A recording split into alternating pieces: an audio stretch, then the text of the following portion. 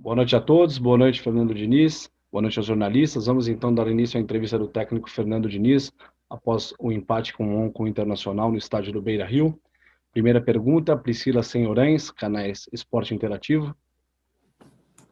Boa noite, Diniz. Boa noite. Um ano de São Paulo aí, né?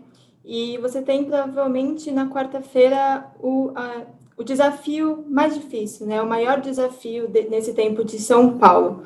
E o São Paulo chega para esse jogo com o resultado de hoje sem vencer nenhum dos seus últimos 5 jogos na temporada, tanto pela Libertadores quanto pelo Brasileirão.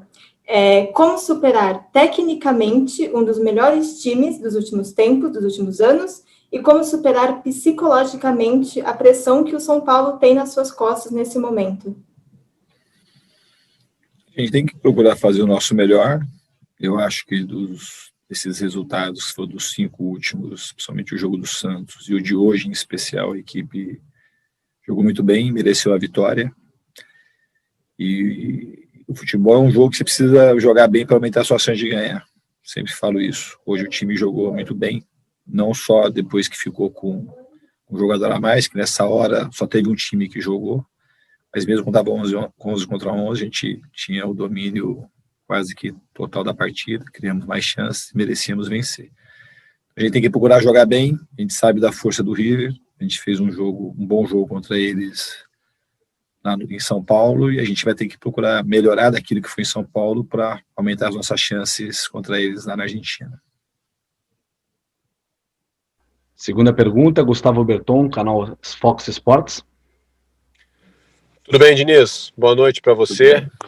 Prazer falar contigo. Diniz, você falou que seu time jogou bem. Eu acho que quem viu o jogo concorda que o São Paulo hoje foi superior ao seu adversário. O que te preocupa nesse momento, Diniz?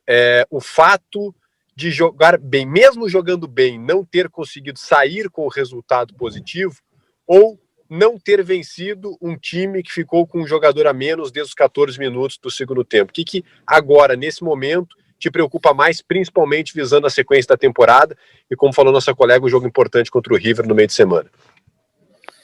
O fato de ter ficado com o jogador a menos, o São Paulo só não foi efetivo, mas soube se aproveitar disso. A gente empurrou o River, o Inter ainda mais para trás. E para você fazer o gol, eu já falei isso em outras ocasiões, não necessariamente fica mais fácil para você criar as chances com o jogador a mais, porque a partir desse momento o River se abdicou de qualquer tentativa de atacar, ficaram com os 9 jogadores de linha, mais o goleiro jogando em 15 metros lá, e aí mesmo assim a equipe conseguiu criar 3 chances claras de gol. Infelizmente a gente não conseguiu marcar, e tem que melhorar no jogo de hoje especificamente, como na Vila também, a gente tem que ser mais efetivo nas chances que a gente cria. Hoje, defensivamente, o time também foi muito bem. Estava 11 contra 11. O gol que o Inter marcou acabou de um lance muito esporádico. Uma jogada que normalmente aquele lance não sai gol. Cruzamento de intermediária, uma ótima cabeçada do Galhardo. Mas a equipe se portou muito bem. Todo mundo marcou muito forte. Oferecemos muitas poucas chances ao Inter. A chance nenhuma.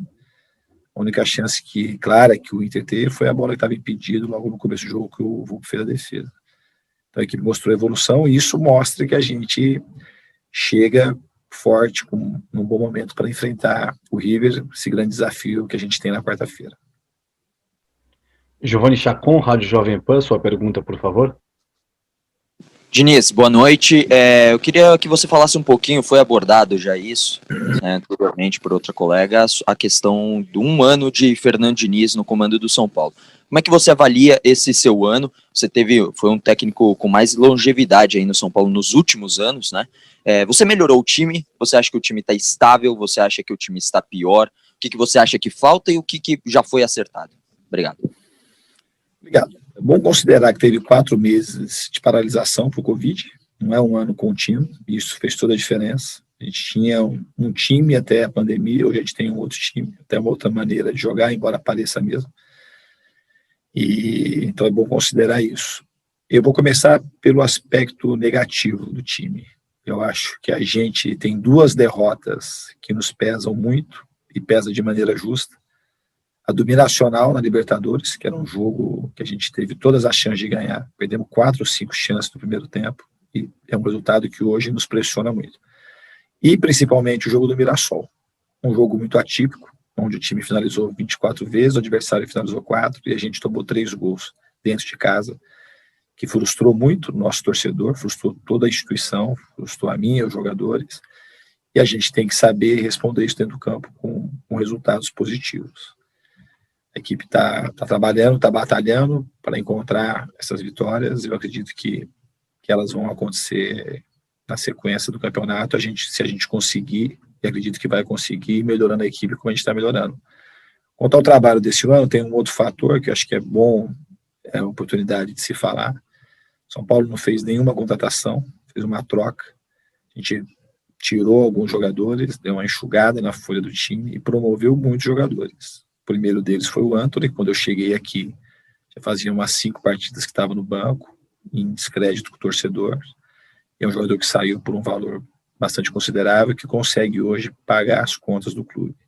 O Igor Gomes também é um jogador que se firmou, a gente tem o Diego jogando, tem o Sara se firmando, tem o Breno se recuperando, então isso faz parte de um trabalho de profundidade que a gente procura fazer, de melhorar os jogadores. Então esse é um aspecto muito positivo que está acontecendo hoje no São Paulo. Eles são jogadores identificados com o clube. A própria melhora do Hernanes, que hoje é um jogador que nos ajuda.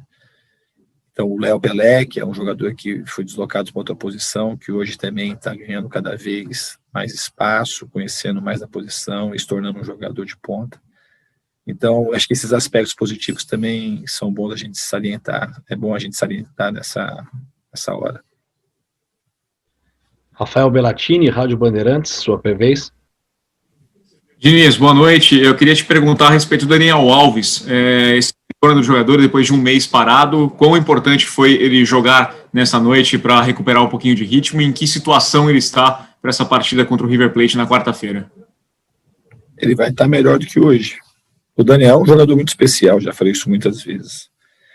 Existe uma coisa no Daniel Alves que só para quem está dentro sabe, ele tem a capacidade de melhorar muito o entorno dele, os jogadores e todos os aspectos do clube. Um cara extremamente dedicado, talentoso, experiente, mas essa característica que ele tem de melhorar o ambiente e as pessoas do lado dele, talvez seja aquela que eu mais valorize. E ele também gosta ele gosta muito de fazer isso. É uma coisa que, para quem o conhece, é um dos prazeres que ele tem, é fazer com que as pessoas ao seu redor consigam melhorar.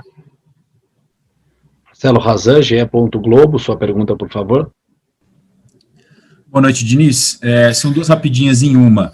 Eu queria que se falasse um pouco do Luciano, que é impressionante, pelo menos para a gente de fora, com tão pouco tempo, a efetividade e eficiência que ele vem tendo, 5 gols em 9 jogos, é um jogador que você já conhece muito bem, mas sobre essa ótima fase dele.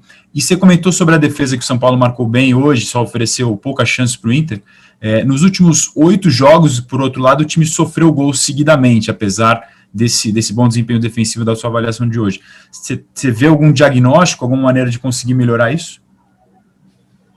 Eu não neguei as partidas para trás. Eu falei que hoje a gente conseguiu jogar muito bem defensivamente. Então, se eu já falei isso, é porque claramente estava desgostoso com o nosso rendimento nos jogos anteriores. E não é um aspecto que a gente, às vezes, reduz a análise e acha que o problema está na linha de 4 defensiva, e principalmente nos 2 zagueiros. Não é isso. O time hoje marcou muito bem porque todo mundo marcou. Eu acredito muito na força do sistema de marcação. A gente soube pressionar muito bem a bola, a gente soube recuperar a segunda bola, a gente soube baixar a linha nos poucos momentos que a gente teve que baixar e dar pouco espaço ao Inter. Então, quando o time defensivamente falha e o outro adversário cria chances, não é porque aqueles jogadores da defesa, especificamente, eles foram mal. É o sistema inteiro que falhou de alguma forma. Pedro Nascimento, Gazeta Esportiva. Boa noite, Diniz. Hoje o Pablo novamente teve uma atuação um pouco abaixo da média do que eu tenho certeza que você espera que ele possa render no São Paulo. E eu queria saber de você quais motivos você acredita que levam o Pablo a não conseguir, primeiro, ter uma regularidade dentro de campo, se tem algo além das lesões. Ele teve, acho que é justo a gente citar a lesão recente no tronco, mas se além das lesões ele tem alguma dificuldade para conseguir ser mais regular dentro de campo, e se você tem tido algum tipo de conversa especial com ele sobre isso. O Pablo é um jogador que eu conheço já há bastante tempo. Ele, quando teve a lesão que você citou, ele estava nos melhores momentos, talvez o melhor momento dele comigo aqui no São Paulo. Além de fazer gols, ele estava bastante ativo, estava participativo. De fato, depois da lesão, ele não conseguiu ainda voltar na mesma situação que ele estava antes da lesão. Mas eu acho que ele vai melhorar. É um jogador que trabalha muito, que se entrega muito, que taticamente sempre contribui. E ele é um jogador que, nesses jogos, hoje, inclusive, ele falhou numa coisa que ele é muito bom, talvez seja o ponto forte do Pablo, que é terminar as jogadas a um toque. Mas é um jogador que eu confio muito e ele está sempre... A gente está sempre esperando, de fato, que ele consiga fazer os gols que a gente precisa e continuar trabalhando e oferecendo na parte tática o serviço que ele presta ao time, que é um serviço que, às vezes, para quem está de fora também não tem uma valorização muito grande, mas o Pablo, ele sempre, na parte tática, contribui muito para o time. Felipe Ruiz, Fernando Vidotto, TV Globo. Boa noite, Diniz. Acompanhamos o jogo aqui para a matéria do Globo Esporte ao lado do ex-técnico Muricy Ramalho, comentarista. Ele teve uma análise parecida com a sua, de que o São Paulo jogou melhor os 90 minutos. Só que quando o São Paulo teve um jogador a mais, ele achou que seu time centralizou muito o jogo. Ao invés de abrir mais pelas beiradas, ele achou que assim poderia ter criado mais chances. Você acha que o time realmente tentou muito pelo meio, insistiu em jogadas no meio, por isso não criou tanto? Teve a chance do Tietê, a do Igor Vinícius, a última do Daniel, mas se você for ver, foram 3 chances em 45 minutos com um jogador a mais. Você pensa que o time insistiu um pouco pelo meio? Não foram 45 minutos com o jogador a mais. O jogador tinha 15 minutos, jogou uma meia hora, 30 e poucos minutos, 32, 33 minutos com o jogador a mais. Mas a gente podia ter aberto um pouco mais. A própria entrada do Paulinho Boia era para ficar um pouquinho mais aberto. Ele acabou até dando cruzamento da última chance do Daniel. E o Igor tinha que se manter um pouco mais aberto também do outro lado. Nesse aspecto eu concordo com o Muricy. Mas você dá com um jogador a mais, eu repito, você jogar com um time, para você criar, quando você tem um time que marca bem, eu acho que o Inter, se eu não me engano, é a defesa menos vazada do campeonato, o jogo não fica mais fácil para você criar, porque você está com um jogador a mais. Porque os jogadores, todos os 9 jogadores, se voltaram para jogar em 15, 20 metros de campo, para entrar na área. Então, o fato de você criar 3 chances claras, como a gente criou, fora teve chute de fora da área que poderiam ter originado gols, como originou escanteios, chute do Vitor Bueno, chute acho que do Daniel, chute do Tietê, chute do Hernanes, que poderiam ter sido mais bem arrematados e também criar algum tipo de situação por dentro mesmo, que a gente tem bons chutadores. Mas você ter 3 chances claras de gol não é uma coisa para você desprezar porque está com um jogador a mais, porque o jogo ele não necessariamente se torna mais fácil. Muitas vezes, como no caso de hoje, você fica com menos espaço para criar. Então, acho que a equipe poderia, de fato, ter explorado um pouquinho mais o lado, mas acho que a gente soube aproveitar de maneira positiva a superioridade numérica que a gente tinha. Infelizmente, a gente não conseguiu ter a efetividade do gol. Marcelo Lima, Energia 97. Boa noite, Diniz. 2 em 1, se você me permite. A primeira é sobre a questão da mudança que você fez na entrada do Paulinho Boia, em que o Reinaldo acabou indo para a zaga e o Boia jogou mais recuado, né, pela esquerda. Talvez pelo momento do jogo ele não perde um pouco do potencial, ele não avançou tanto quanto poderia.